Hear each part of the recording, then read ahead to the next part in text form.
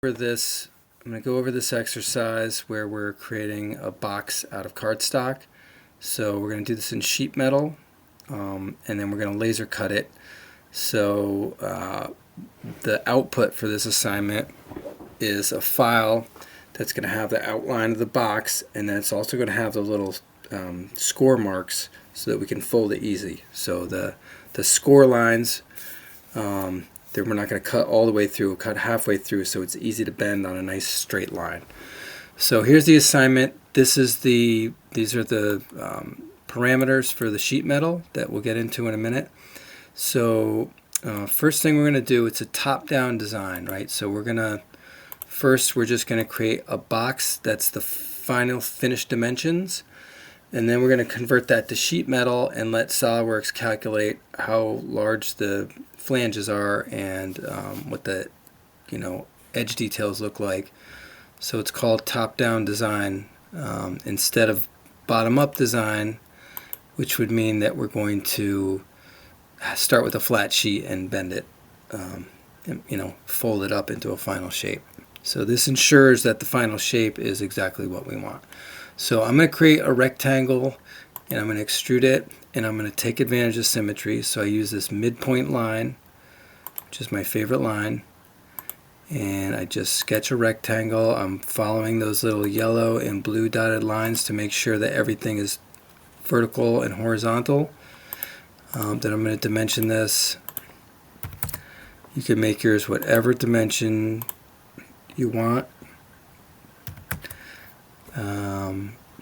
Okay, so there's my sketch, and I'm going to extrude it both ways. So I choose midplane, and I don't know, I'll make it like 4 deep, just so it's a little easier to see. So mine looks more like a brick or a shoebox. Okay, so I want to have a bottom, and then I have 4 sides that bend up. 3, 4, and then I want another bend here, so I have a top flap that folds over. And then afterwards I'm going to add some little flanges so I can tuck them in and glue everything together. Okay, so I have a solid part, a solid feature. I want to convert it to sheet metal. If you don't have the sheet metal tab, just right click over here and go into tabs and click this and uncheck anything else that you don't need. So in the sheet metal tab, I'm just going to click convert to sheet metal, and just ignore these first 2 check marks for now. The sheet metal parameters, it's asking me to select a fixed entity. That's going to be the bottom. So that's the part of the paper that stays flat on the desk as you fold everything up. And then this is the thickness of the paper, and it's 0.015, but I'm going to leave it thick just so it's easier to see what's going on.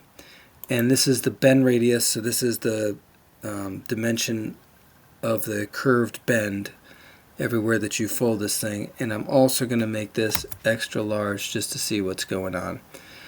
And then the bend edges, you're going to pick these 4 adjacent edges, because we have 4 walls that bend up from that bottom face. And then since we want a lid, I'm going to select a bend edge at the back on the top, and you can see the little yellow preview. If I check OK, it's going to be a little ugly because it's thick, but you can see I have all the walls in the right configuration that I want. Also, you see that there are these big fat gaps everywhere, which we don't want. So the dimension, the variable that we're going to change is called the gap distance. So I'm going to right click on this conversion feature, and I'm going to go down to the bottom here, and you see this G. If you highlight it, that's the default gap for all rips. So we want that to be, I think I said 0.005. So I'll make this 0.005. So rip is anywhere where you have edges coming together where there's not a bend, right?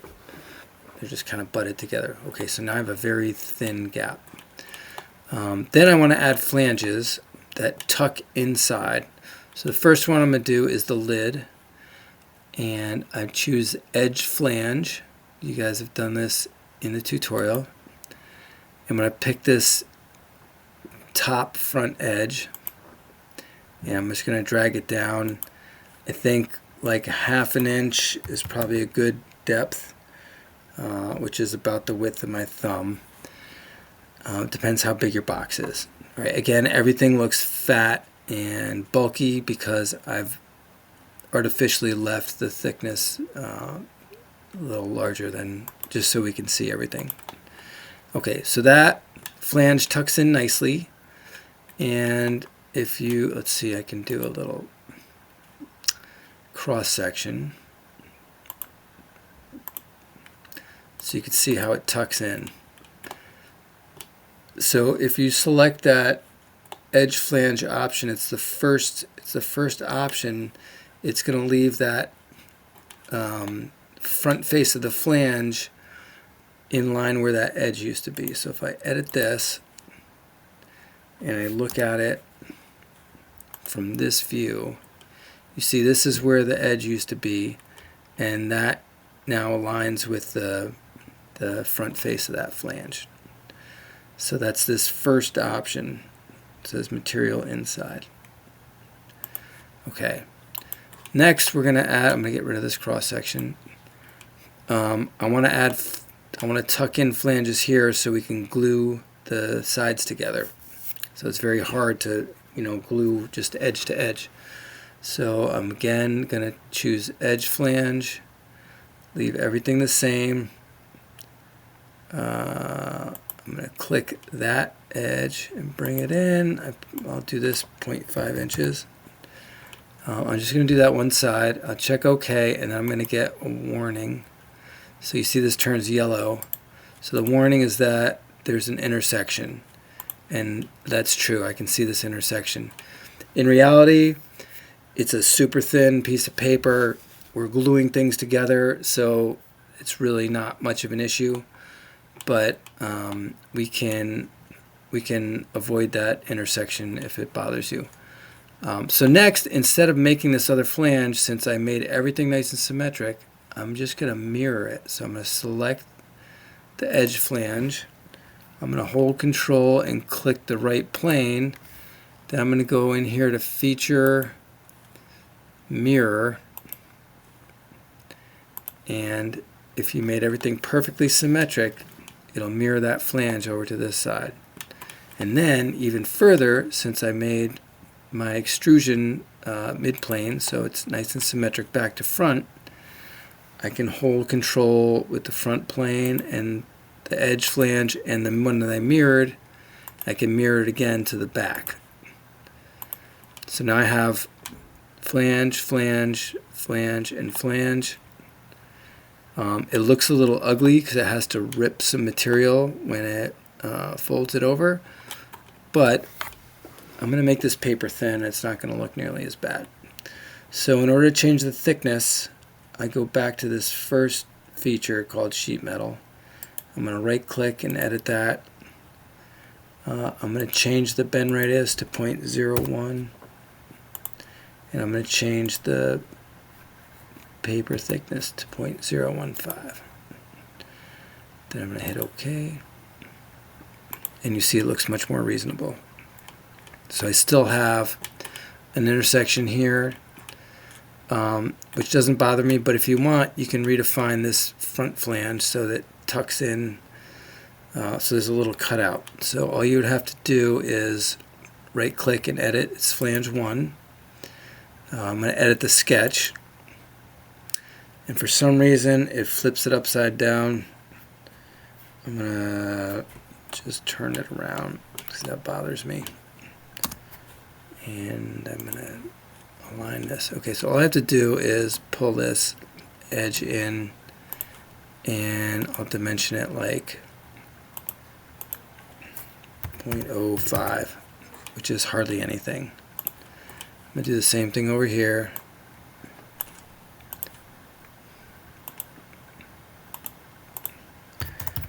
It's really just like a small fraction of an inch, but it's going to avoid that interference that may or may not bother you. See, so now it's kind of cut in and there should be no interference. I see my warnings are gone here. Okay, so I'm going to save this. And sheet metal box. Okay, so I'm going to save it, and now the next step is to create a drawing so that we can make a file for laser cutting. So I'm going to expand this new, and I'm going to say make drawing, make drawing from part. Also I could do that up here, file, make drawing from part.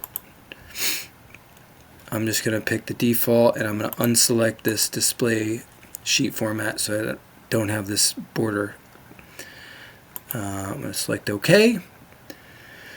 And on the right here you should see a view palette. If you don't see it, look for this little tab here, and then you want to drag the one over that says flat pattern. Let's try that again. Drag it on over. And you should see all these notes and the little dotted bend lines. If you don't, it's trying to make another view, so I'm going to hit escape. If you don't see these little bend lines, just click your view and make sure this is on the default sheet metal flat pattern option here. I don't want all this text to show, so I'm going to hide it. So let's see, I wonder if I can just grab, so I can just make a window and select all that text, but not the whole view. And I'm going to right click and click hide.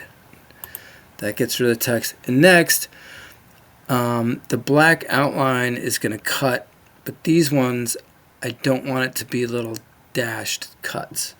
So I'm going to change the line type. And if you don't have this little toolbar here or somewhere else, this is changes your line fonts. You can right click up here, go to toolbars, and choose this line format, and that'll make this appear. So what you're going to do is you're going to click Control, hold Control, click all these lines. A bit of a pain. And then you're going to change them to solid. So this little line style icon here, you have to scroll up and choose solid. Now they're all solid. I tried changing the line color, but for some reason it doesn't display in color. So maybe that's an option here. No, you don't want that. Alright, so it's fine because we'll change the color when we're about to laser cut it. So that's it. From here, we would save this once to save the file on our computer. Sheet metal box is fine. Alright, so that puts the file on a computer the first time we save it. Then we save it as a new file, and that lets us change the file type. So we're going to save it as a DXF file type and hit save, and you would save this either directly to a USB drive or to your computer and then transfer it to the USB drive. Oh my god, I messed up. Look at this. I left the scale at 1:2 factor. That would have been disastrous. I would have had a tiny box. So you want to change that to 1:1. Okay. And mine doesn't fit on the page, but since we're not making this drawing to print, I don't really care. The DXF is going to be just fine. So I would save this, save as DXF just like I did before. In my case, I have to save over the existing one. And that's it. So put that on a USB drive and then take it out to the laser cutter. Okay, that's it. Thank you.